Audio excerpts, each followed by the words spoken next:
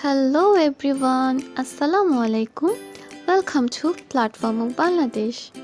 And this is me, Anika. Do you know the longest word in the English language? Well, you may have read this joke on the internet where they say that the longest word in the English language is smiles. Why? It's because there is a mile between its first and last letters. Is miles.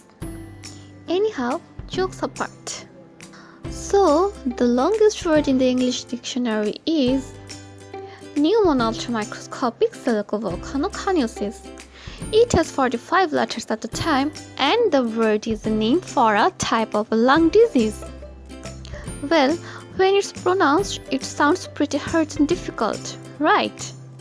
But it's not actually too bad when you break it down into different words. Let's do it. Pneumono, ultra, microscopic, silico, volcano, coniosis. Stay tuned with us. Thank you.